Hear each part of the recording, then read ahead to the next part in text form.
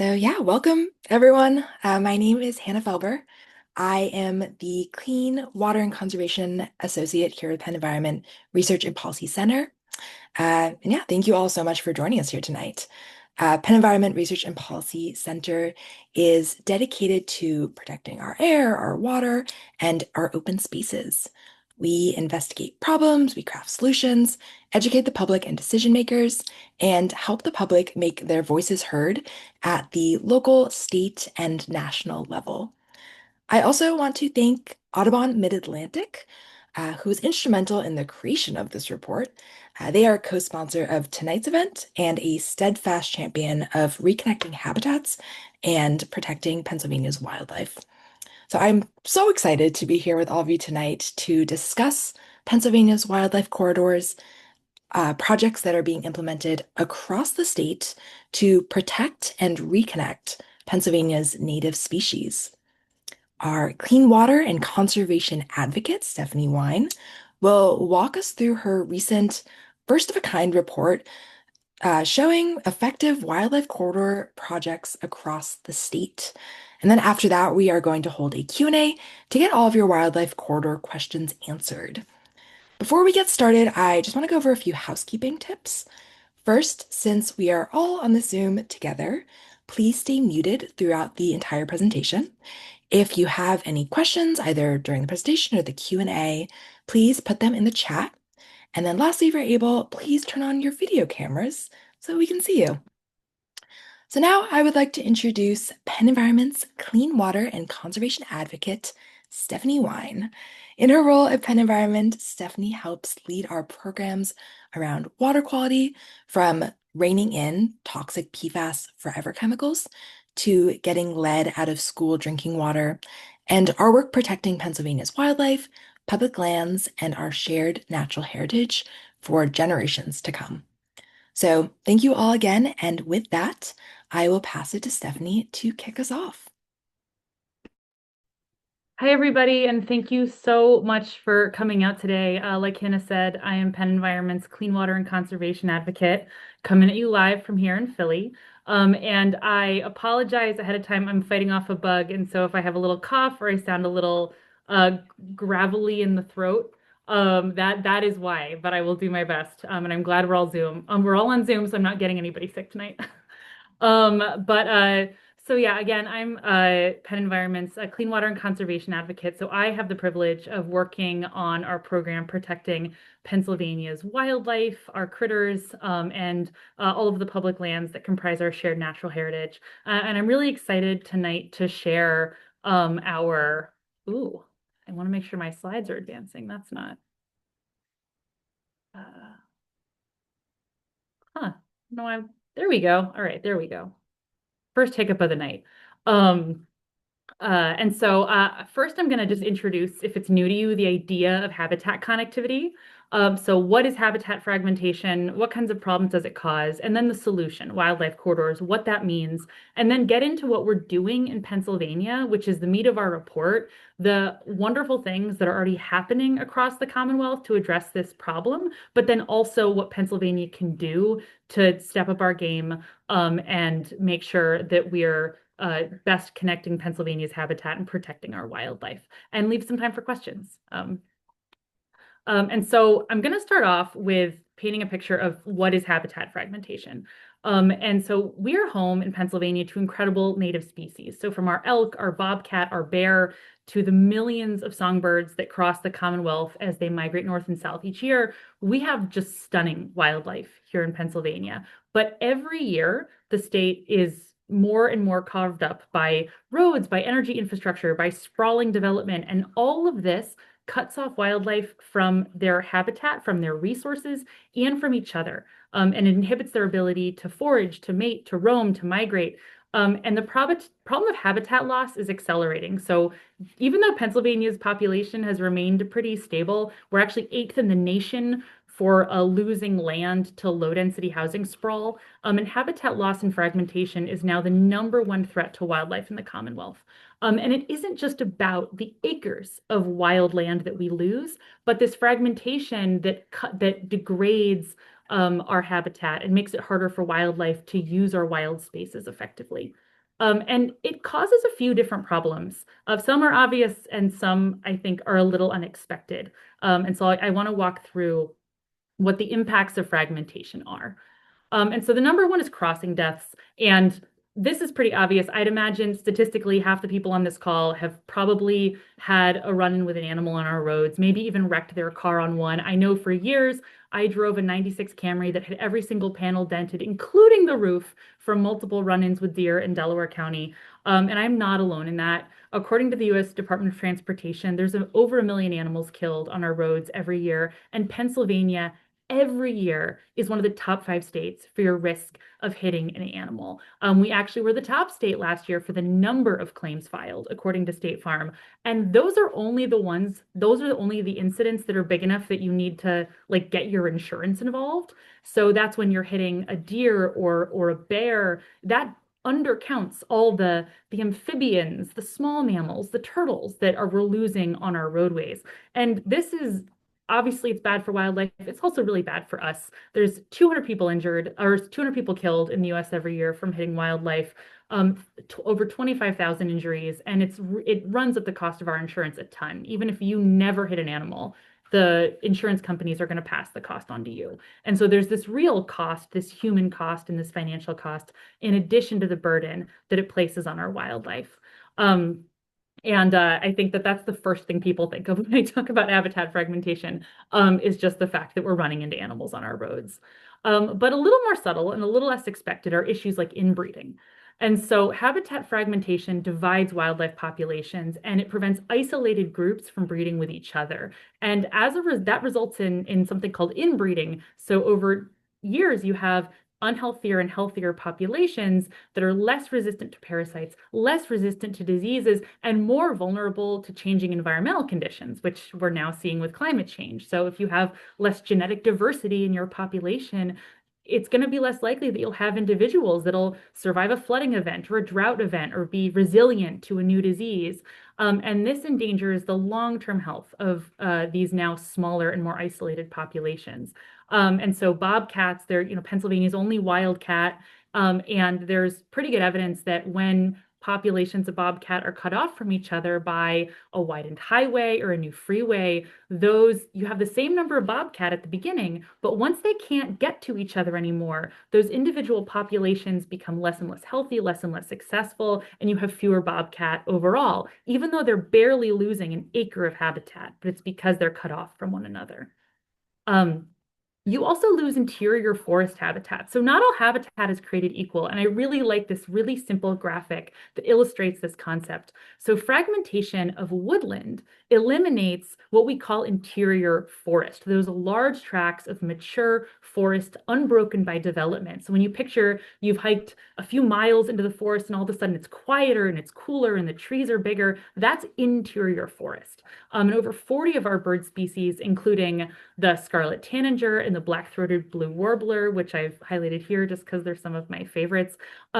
But also the goshawk, the barred owl, there's so many species that depend on this particular type of forest.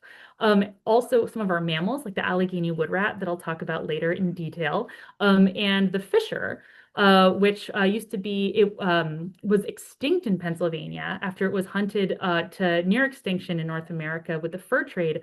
It's come back pretty well into the 21st century, but now its habitat is being carved up by roads, pipelines, power lines, and the other infrastructure that interrupts this idea of interior forest. And so you can see in this diagram that even though you only lose a little bit of actual acreage to that road, the amount of that dark green that we call interior forest, you lose a lot of that. And if you're an animal like a bobcat or a fisher that has a pretty significant home range, you may not even have enough contiguous interior forest habitat at all to live in that area anymore. And so with fragmentation, you're losing particular types of habitat disproportionately. You also have interrupted migration.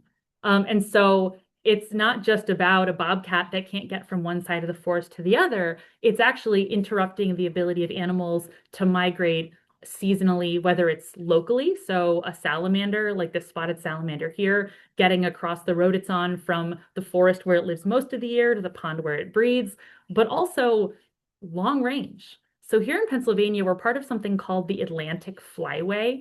And I cannot overstate it, we are of hemispheric importance. So not only when we slice up our meadows, our wetlands, and our interior forest habitat, we're interrupting the ability of the millions of birds that migrate from South America and the Gulf Coast and the American South up to New England and Canada, because they are losing the stepping stones along the way and they don't have those way stations that they need. The same goes for the monarch migration. The eastern monarch has declined almost 80%.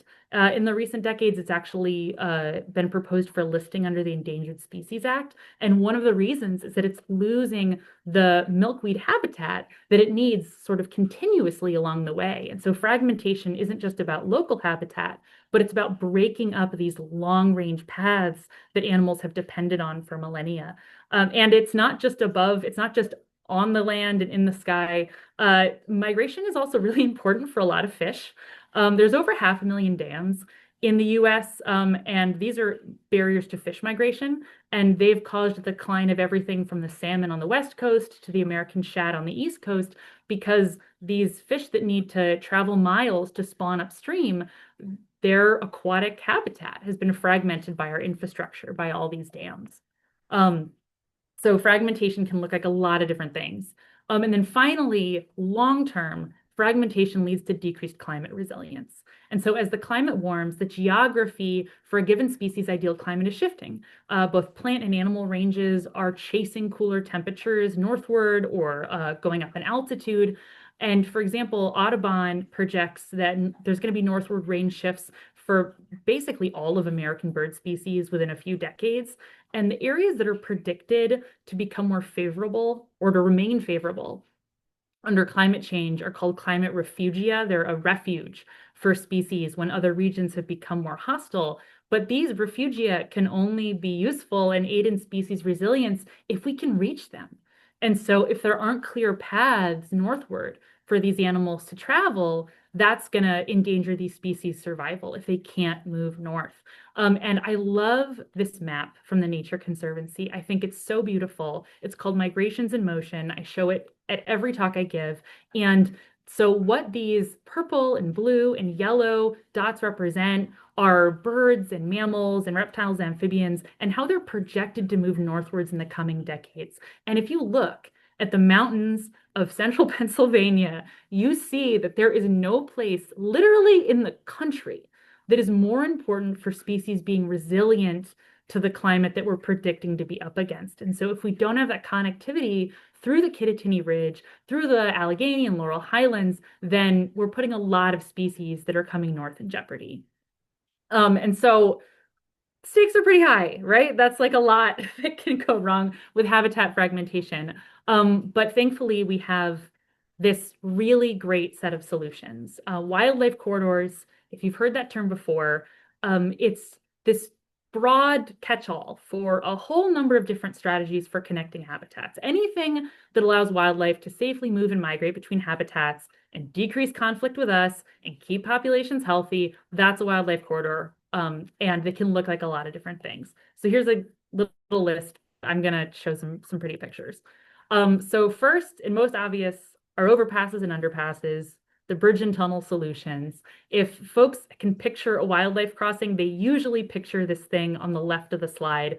And so these big, beautiful green bridges over, there's a few over Canadian highways. These are the sort of things you actually mostly see out west. And it's because they're aimed at, so I get the question like, oh, do we need those here? Not really, and which is good because they're extremely expensive, but they're for big animals that move in herds, like pronghorn and caribou. And so they're really effective for those animals. They're less applicable to Pennsylvania, where we don't have big, like hundreds and hundreds of of animals all moving in one herd together over the plains. What it looks like more in Pennsylvania are these underpasses. And so I'm going to get into this bear example more in a minute. But also, so having tunnels under our highways, this is under I-99 in State College, and also even culverts, the sort of like flood prevention, stormwater management tunnels that are under most roads, they can actually be modified to provide safe passage to small mammals and to reptiles and amphibians without even you driving over. You'd never know you're going over them. So wildlife crossings can look like a couple different things, and also aquatic connectivity. So fish ladders are ways for fish to move up a dam. And so that dams no longer pose a barrier to migratory fish movement. So crossings aren't just for mammals on highways.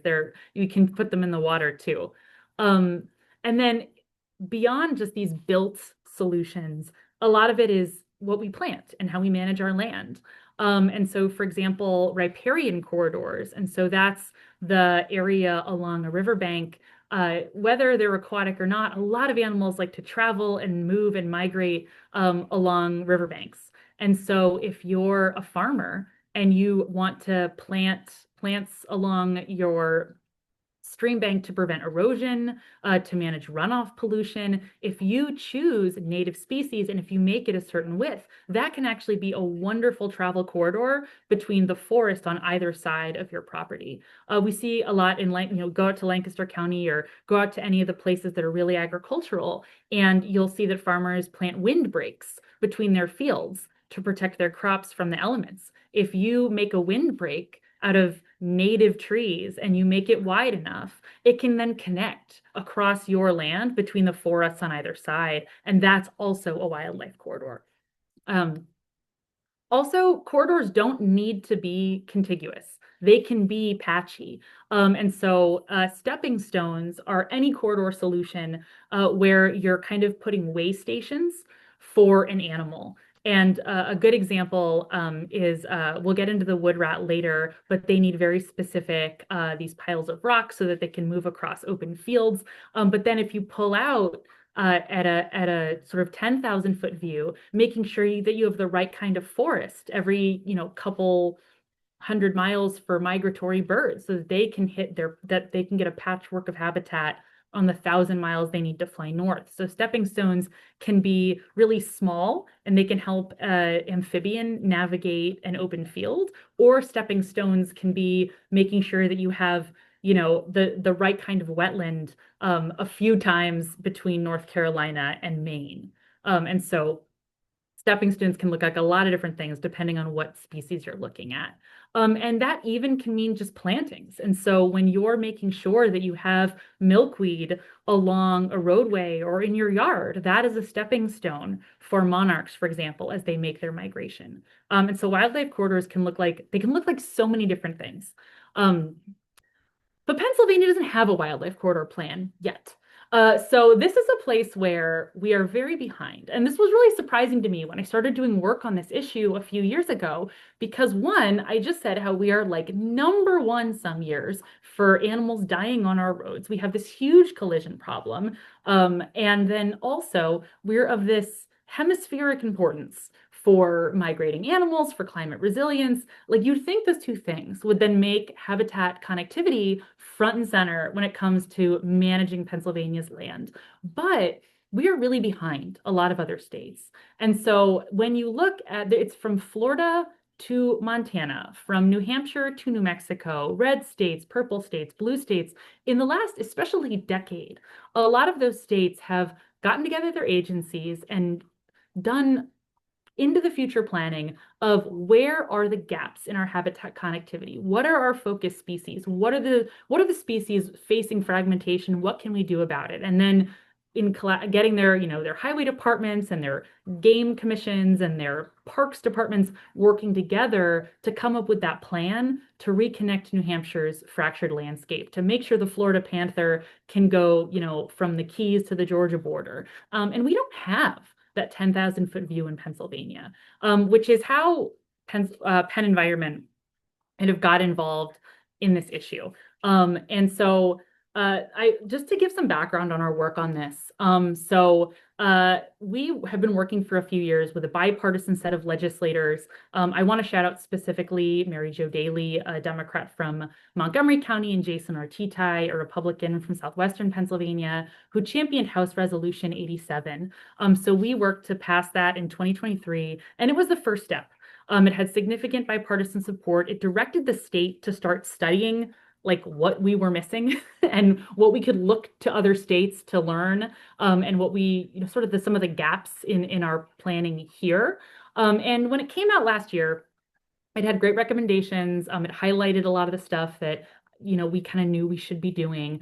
But good policy recommendations are absolutely useless if they sit on the shelf collecting dust. And most concerningly for me, when I was doing like the press conference around these recommendations, reporters were asking me, what are good examples of wildlife corridors in Pennsylvania? And I'm literally sending them pictures of tunnels under the Atlantic City Expressway in New Jersey, because even the work we were doing, it wasn't pulled together in one place, it wasn't well publicized, and it was making it hard to tell the story about the benefit wildlife corridors could bring to Pennsylvania wildlife. And that was the impetus for us doing this report. And then so for the last year, I had the privilege of sort of chasing down all the experts, all the local conservancies or game commission staff or fish and boat staff, some of whom may be on this call, asking them like, okay, so tell me about this project you're doing. Like, tell me how it's working. Tell me how you put it together. And so to make us as advocates better at telling the story of what we can really do here in Pennsylvania. And so I also like this because it's a story of bipartisan cooperation and something that we have a lot of consensus of on in a time where environmental issues are unfortunately sort of more divided and controversial than ever. It's something that there's been a lot of interest in on either side of the aisle. And so I know that Hannah and I brought you to talk about the report, and I haven't actually talked about the report yet. So let me get into it. So this is what we put out this year. And I say report, but it's really on our website, it's a map. So it's this interactive map that you can go to with case studies. It's not an exhaustive list. It's not every connectivity project. We wanted to choose 10 that we thought were representative of the way that this impacts different species that came from different parts of the state, some which were the projects of private conservancies, some that were the projects of our agencies, most of which were collaborations between the two. And so we wanted folks to be able to click around and see sort of the different types of things that connectivity could mean. And I want to start with this one in State College, this bear picture, because I love it so much. This wonderful family of black bears walking right under I-99. And so if you know State College, you know that it's the gateway to some of the wildest areas in Pennsylvania. It is rich in wildlife of all types. And when the US 220 was going to be replaced with I-99, there was going to be higher volume, faster moving traffic on a stretch of highway that already saw a ton of wildlife deaths. And so it was going to cut off a lot of animals from migrating through their range, that already were in danger attempting to cross a busy highway. And the I-99 project was just going to make a bad situation worse. And so in the early planning stages, the U.S. Fish and Wildlife Service got involved, and they advocated for the new highway to incorporate crossings to mitigate the impact that the interstate was going to have on wildlife. And as with many things, it was all about location. So if you're looking at this massive long stretch of highway, where do you put them? And the crossings, what I found interesting was how they figured out where they were going to put them. So they first did a bunch of tracking of where the deaths were happening on all the different mile markers. So there were clear areas where more animals were attempting to cross and then running afoul of our vehicles. And then the data showed that there were these problem mile markers. And the second factor was that wildlife just like to travel, like I mentioned, they like to travel over long waterways. And so where the road was intersecting with even a small creek, that was probably a place where you're going to see a lot of wildlife traffic. And then also they just did some surveys, like they were talking to hunters, especially, and local landowners to see where they historically just saw the most wildlife foot traffic. And these are where they ultimately ended up putting them. So if you've ever driven in State College, you've driven over them and you haven't even noticed. And then design was also important. So there's certain choices you can make that make a crossing sort of appealing to wildlife. So this is one of the crossings, crossing five, seen from both the side and from above. And so some things include making sure that the plantings run from the outside into the crossing itself. It's something called daylighting. So between the east and westbound lanes, you had a gap so that light was shining into the crossing. A lot of wildlife don't want to enter a dark tunnel. And then also, this is the biggest one where the highway was kept above the valley versus going down into it. Obviously, this is along a stream corridor. And they did two things to study if these worked. So they put up camera traps and they put in sand and then checked it for animal footprints. And right away it was clear that animals loved them. So this is possum tracks, this is a deer, and then this is a bobcat. So those ones that are so susceptible, this is the sort of species you'd be especially concerned about with a project like I-99 because of that inbreeding effect. And we saw that bobcats were taking to it pretty quickly. And most excitingly, this is the wildlife deaths. So these were those problem mile markers before and then after the wildlife crossings. And so you see that even though you have a busier highway, you would think that deaths would go up. What we actually saw was that they went down, even though you had the animals moving through with safe passage. And so this to me is such a classic example of a crossing with a highway and that affects the sort of charismatic, the bobcats and the bear that we love so much. But they also can be really effective for the little guys. And so there's a culvert project that I thought was really interesting in Fayette County. It's near Normalville on State Route 381. And so there's State Route 381. It crosses the Indian Creek Reservoir. And this is it's a priority area according to the Pennsylvania Natural Heritage Index. And so it has rare plants. It has some turtle species that are so endangered they won't even, like, it's not public exactly where in the county they are to keep them safe from poachers. It's a sensitive and important wetland. And this Depression era highway and bridge crossing this reservoir needed to be replaced. And when the PennDOT staff were out there, it happened to be, apparently, I learned doing my interviews during spring migration of amphibians when they move to their ponds to breed. And there was just a ton of dead frogs and salamanders in this sensitive wetland where we had, critical species. And when you have a busy road, six, so if you have six cars in a night or six cars in an hour during breeding season, you can lose up to 80% of a salamander population. And so this road needed to be repaved anyway. And with consultation with the Fish and Boat Commission, it was decided this would be a great candidate to put some culverts under the road. And so culverts, you kind of need them anyway to manage stormwater. So people are used to seeing this pipe on the left. And so that helps water flow under the road so you don't have flooding, but it is actually really bad for wildlife. Like wildlife aren't going to use this. It's because when you channel water through it, the water actually flows really fast. It's really dark. It's not level with the ground. On the right, so these are both examples from the Army Corps of Engineers. On the right, the bottom of the culvert, it connects to the surrounding ecosystem. The water flow is not fast and high volume and channelized. And this is the sort of situation that a salamander or a frog or a turtle will be very happy to use. And so you can see that in what they ended up doing on 381 when they did the repave. And so they put these little culverts, again, you wouldn't notice when you drove over them. They put these little culverts that water could flow through, and then they paired it with this very low fencing that directed and it sort of steers the turtles and the salamanders to cross in the right place. And this is a place where there's painted turtles, which are they're declining in Pennsylvania. They used to be very common. And one of the main causes of death is breeding females moving to their nesting grounds and getting killed on the roads.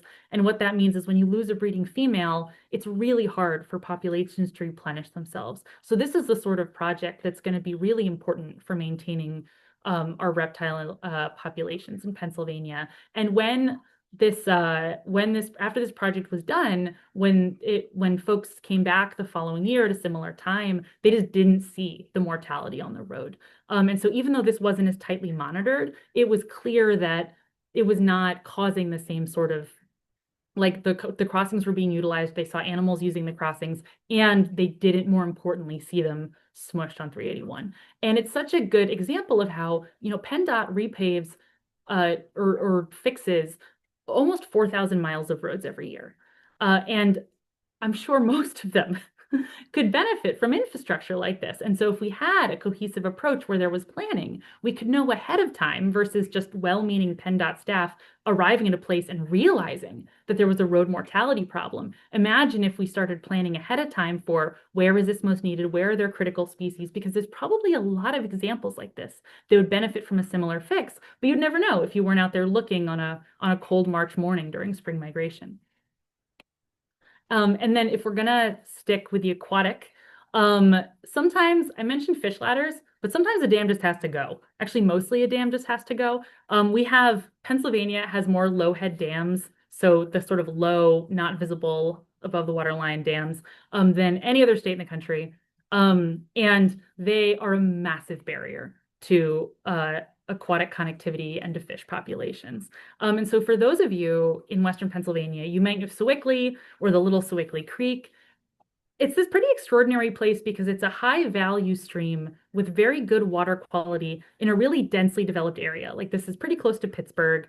And but it has it's got very good water quality. It has a pretty intact forest around a lot of it, so it's beloved for fishing, hiking, birding. But there's a dam right down, if you can see my mouse, right real there was or had been a dam really close to where it connects to the Ohio River. And so the entire watershed had been cut off from the whole ecosystem of the Ohio River since 1928.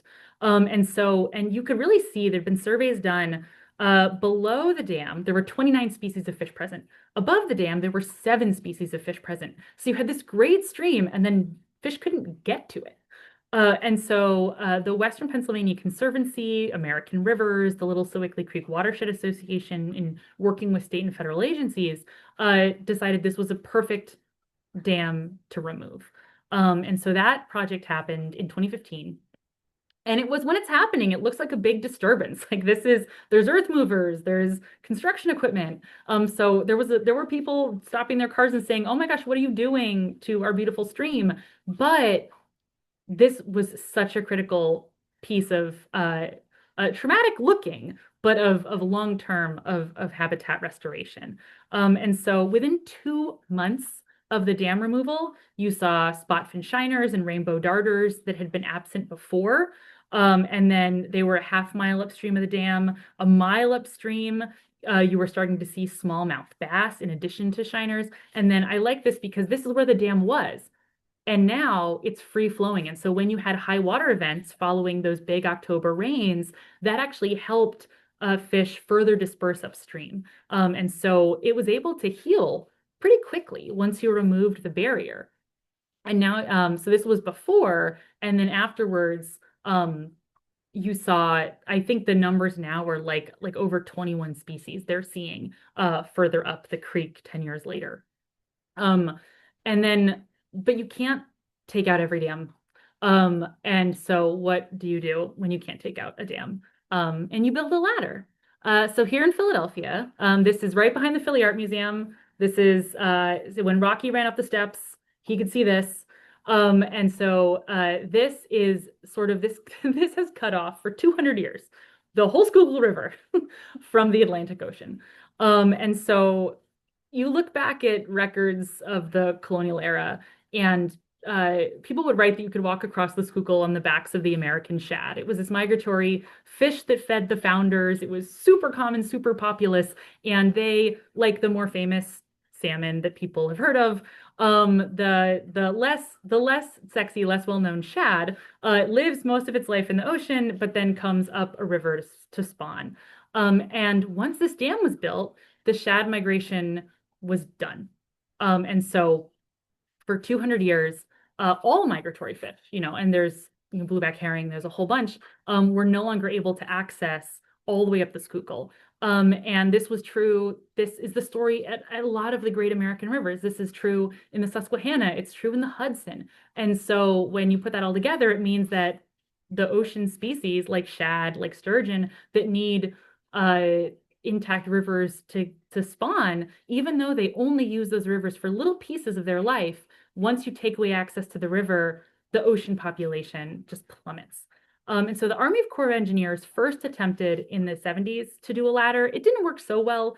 Um, and they also realized that fish, they go back to where they were born. And so there weren't any fish anymore that remembered the Schuylkill. And so the only fish that were using the old ladder were ones that got lost. And there were some problems with the Schuylkill, with the ladder. It was redone in 2008 or redesigned to mimic the more natural experience of swimming upstream. So it might look very industrial, but apparently to a fish, this feels like you're going up rapids. And you can go, this is like right next to Martin Luther King Drive. You can go up to this and look and see the fish using it. And so once this new improved ladder was in place, when you combined it with reintroducing young shad, their fry, the juvenile form, upriver, by 2011, so only 3 years later, you had 3,000 shad ascending the ladder every year versus the dozens that were seen before the upgrades. Blueback herring and striped bass started to use it too. And then the thing that was also very exciting was a few years ago. This was big news in Philly. If you're from the Southeast, you might have heard is that otters are using it too. And so by the end of the 1800s, industrial pollution and trapping had basically driven the otter extinct in the region. And so limits on trapping and the cleanup of the Delaware River has slowly seen the otter rebuild in the neighboring Delaware River ecosystem to the point where its population is now so healthy that it actually the young otter are going to need to disperse into other watersheds.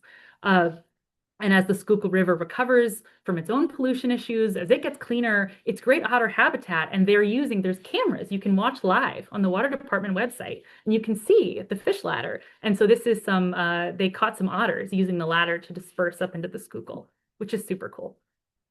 So these are some of the built corridor structures uh, but then that are sort of what you might think of as a wildlife crossing. But then also, it really can also be about land management. And I know I said that Pennsylvania was not doing a good job with this, uh, and that groups weren't working together, and everything was very siloed, and that there are exceptions to that, and the exceptions to that are the conservation landscapes. And so there are specific pieces that our Department of Conservation Natural Resources have made priorities for connectivity, getting non-governmental groups and businesses and local land conservancies to work together. And my favorite example is the Kittatinny Ridge. The Kittatinny Ridge Conservation Landscape is this. So the Kittatinny Ridge, as you can see across Pennsylvania, it's 185 miles from the southern border in Chambersburg up into the Poconos and the Delaware Water Gap.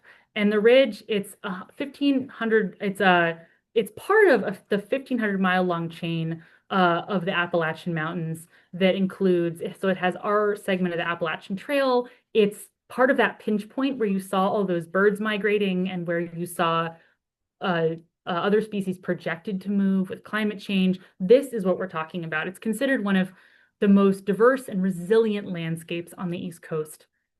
And it consists of 2.1 million acres in 12 counties. And one of the reasons it's so important and so resilient is because of its diverse topography. So it has these rocky outcrops, it has seasonal wetlands, it has cool mountain valleys. And that also makes it really important as our climate changes. But also, so it's this migration superhighway, and it also includes some of the highest population growth for people counties in Pennsylvania. So you have Cumberland County in the Harrisburg area, fastest growing county. Lehigh and Northampton County in the Lehigh Valley, they're next. And so there's this population pressure and all this rapid development happening in arguably the piece of the state that we need to conserve most. And so Pennsylvania designated this conservation landscape in 2018, a partnership led by our Department of Conservation and Natural Resources. And so Audubon Mid-Atlantic, and the Appalachian Trail Conservancy and the Nature Conservancy are major collaborators. And at the time of the designation, 20% of these over 2 million acres were conserved either as state, federal lands, or state lands, federal preserved lands, private land trust, or through conservation easements, which is an agreement with a private landowner to do certain conservation practices on your own property. And by 2023, 34% was under conservation. So in that short time, we jumped from 20% to 34%. And there is the groups steering this have very much an eye towards linking the conserved areas through the Kittatinny Ridge. And so this is sort of if if uh, if putting a tunnel under I-99 is like the smallest resolution of doing connectivity, the Kittatinny Ridge is the biggest resolution. And there are some cool examples within it. So this was one of the Kittatinny Ridge in general was a case study we did, but then within it are two other very cool case studies. And so this Hawk Mountain, which is this famous raptor stopover sanctuary. And it straddles Berks and Schuylkill County. It's a global hotspot for birds of prey. It's got thousands of raptors passing through in the fall. But until recently, it was this isolated, so it was a stepping stone. It's always been a stepping stone, that kind of corridor. But until recently, it was this isolated lone mountaintop, kind of disconnected from stream valleys and meadows that surrounded it. So the lowlands where, the songbirds, they migrate along the mountaintops, but then they rest and they forage and they regroup and they restore down in the valleys. And then you also have, so this is North Lookout, like stunning goshawk. This is the goshawk that uses it as a stepping stone in its migration. But the songbirds, like this is the oriole, they need those valleys. And what also needs those valleys are timber rattlesnakes. So rattlesnakes actually move up and down a mountain as part of a seasonal migration. Again, you have amphibians that move from streams to forests every year. And so Hawk Mountain has collaborated with the Game Commission and local landowners to create this patchwork connecting the valleys to the ridgelines and making this so Hawk Mountain's in red, but now there's these adjoining protected areas that form this linked chain that connects the diverse habitat types and broadens the conservation mandate of Hawk Mountain far beyond the original raptor conservation mission. There's also a special shout out to our co-sponsors, Audubon, their work on the cerulean warbler. And so just outside Harrisburg in Marysville is the Nature Conservancy has worked with the Audubon Society to acquire new land for conservation that expands habitat for what has been one of our fastest declining songbirds. The cerulean warbler, this stunning bird, they migrate all the way to the Andes. 80% of them they winter in Colombia. And yet when they are coming up back here, home to Pennsylvania to breed, they, in part because of a lot of this habitat change, habitat loss, they don't have sufficient breeding habitat. And the reason that it's a connectivity story to us is because there's been all this work done by Audubon and Nature Conservancy to increase the type of oak forest that they need, to make sure it's the right sort of forest where they can, forage for the right kind of, they're very choosy. And the thing that makes them even choosier is they're only going to move into a neighborhood that's vetted by other cerulean warblers. Like you can make them a beautiful forest with everything they need, and if there aren't other cerulean warblers nearby, they're not going to use it. And so by connecting this new habitat in Marysville to existing populations, and there's a few examples of this in State College, there's a few projects happening around the state, connecting those habitats and doing that successfully. Projects like this has been one of the reasons that amidst a lot of songbird decline, the cerulean warbler is now being considered a success story. The declines, it's not on the rebound yet, but the declines have significantly slowed. And it's in part because we're connecting those pieces of habitat where they can successfully breed. So yeah, it's right outside the stone's throw from the Capitol. And then, I'm going so much longer on time than I wanted to. And so two more quick ones, and then we'll do questions. So in Bucks County, what I love the Quakertown Swamp is that it's another example of focusing on amphibians. And so amphibians they're declining more than any other wildlife. 40% of amphibian species globally are in decline, and it's a combination of losing habitat, And also they're just so susceptible to climate change. Their eggs dry out, their skin dries out. They're sort of that canary in the coal mine. And fragmentation is that loss of interior forest habitat, that moist forest environment, the breakup of streams, all of that is impacting them disproportionately. The Quakertown Swamp is this complex of rare wetland habitat in Upper Bucks County that's home to, it has like half of the amphibians found in the state you can find in Quakertown Swamp. Almost half the reptile species you can find in Quakertown Swamp. Also has one of the largest blue heron rookeries, I think, in the country.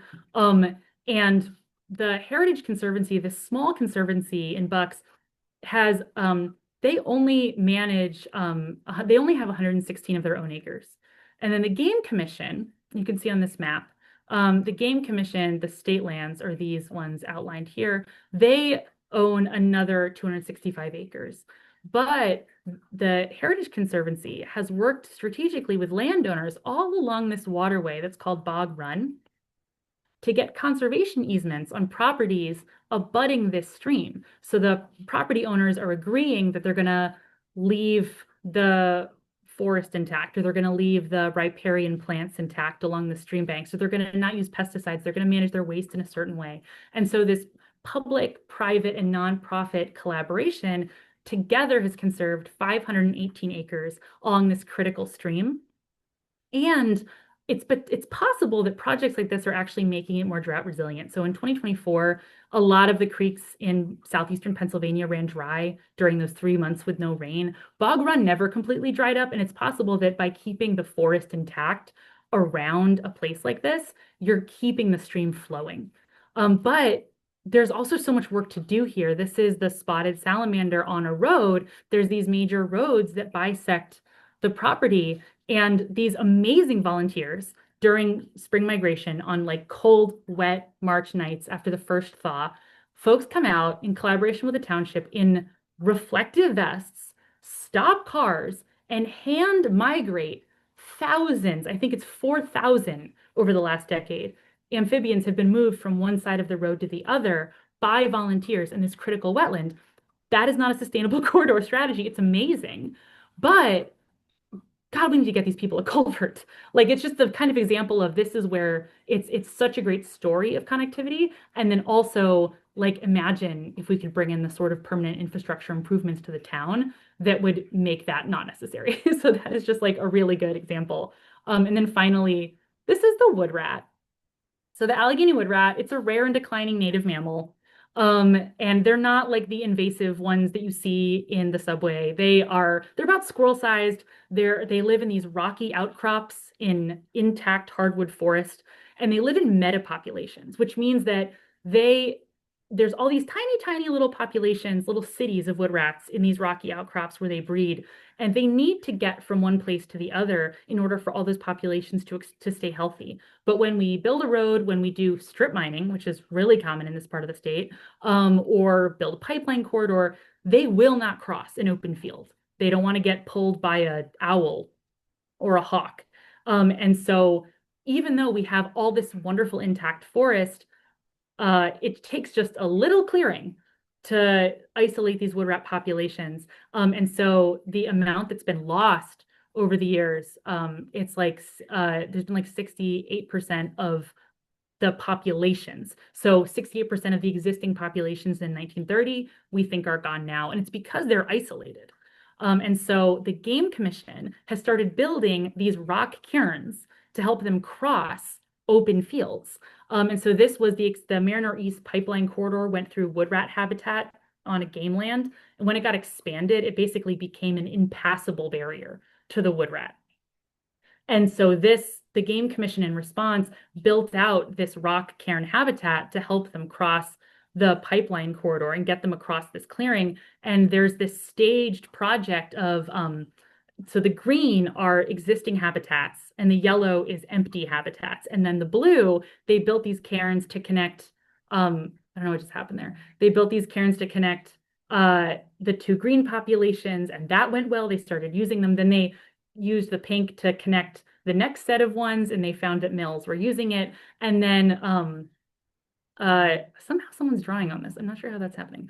And then so now we're in phase three, so which is much more ambitious, and the Game Commission is building these rock structures to help this rare mammal disperse across an old strip mine and see if they can get the wood rat to recolonize these yellow habitats, and sort of restore the metapopulation.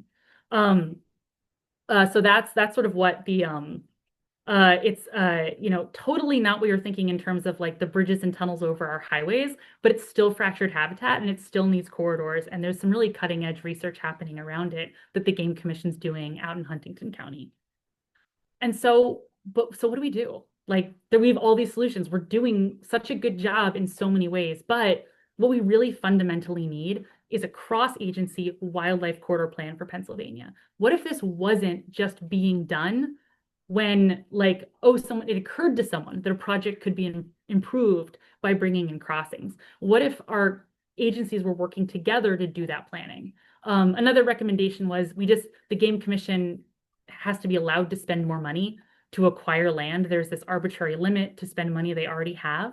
What's very cool is a bill to do just that just passed the House Game and Fish Committee unanimously. And so that's since we wrote this report, we're making progress already on that front. And then we need to do better tracking. In Pennsylvania, it was really hard to get data on where all these accidents are happening. It's not all in one place, so it makes it really hard to do that planning. Those are our recommendations. And so that's what we're advocating for at PennEnvironment is there's so much that we're doing right. We want to tell the story of how we just can do that at a bigger scale with more intentionality in more places, so that Florida isn't leaving us in the dust when it comes to reconnecting habitat.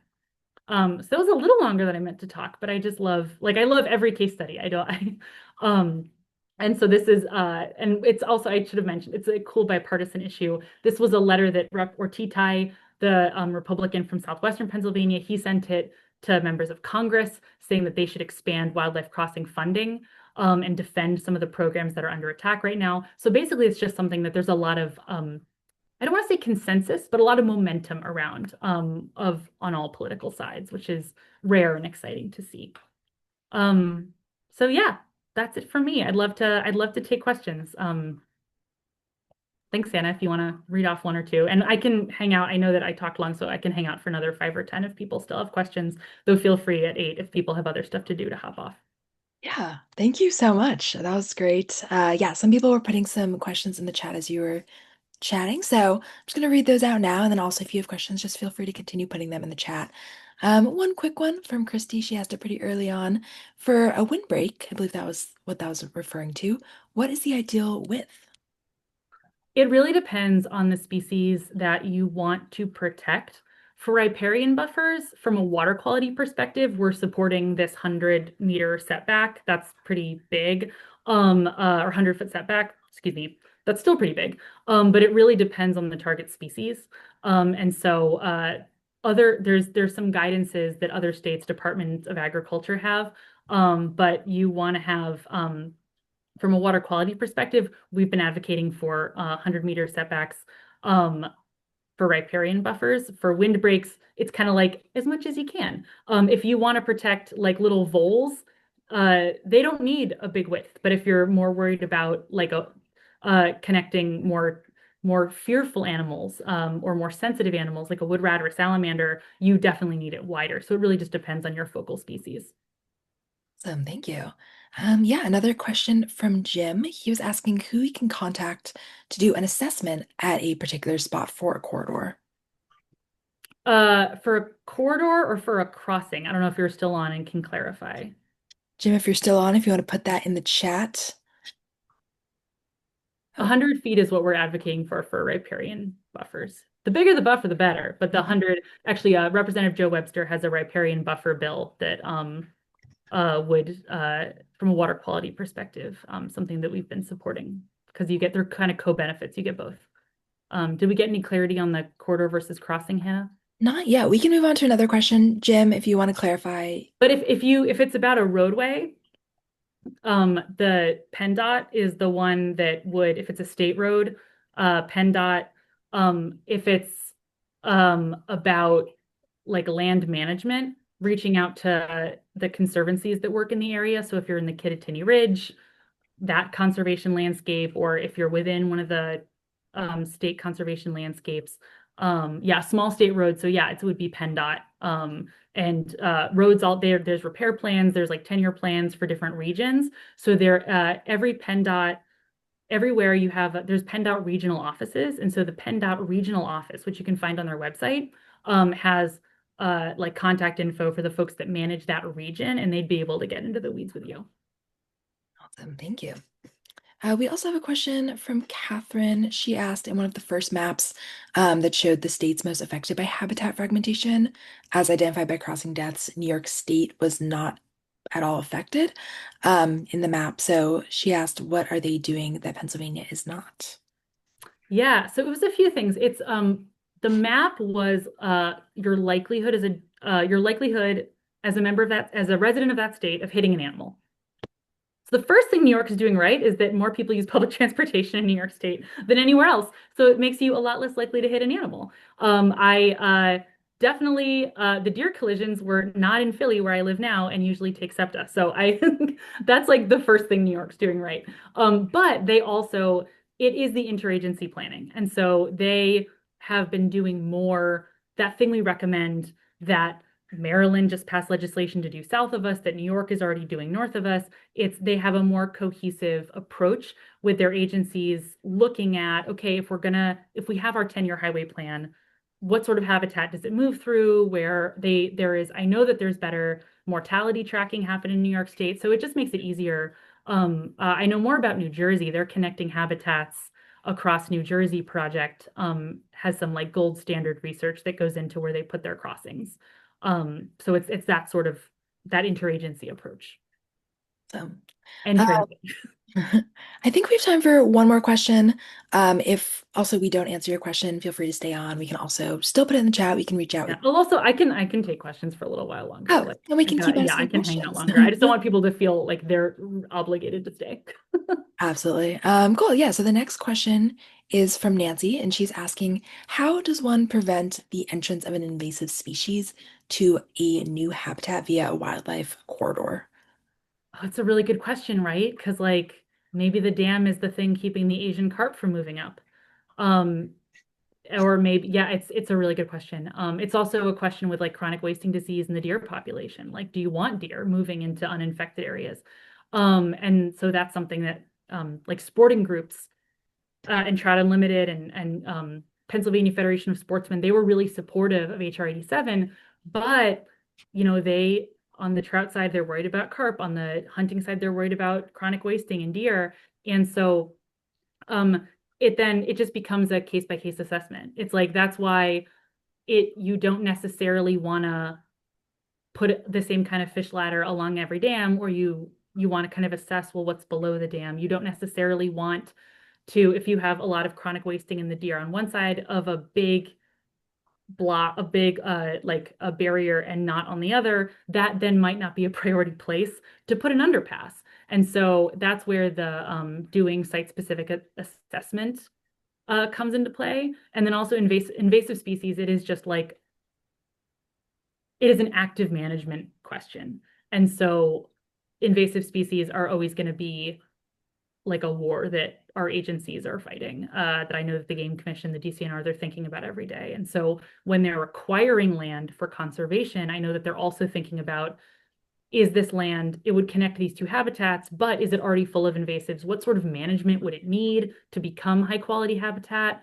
Those are the sort of questions they're asking when they're thinking. So there's no like one size fits all. It's very case by case, but that's the sort of thing you need that those you just need to sort of assess.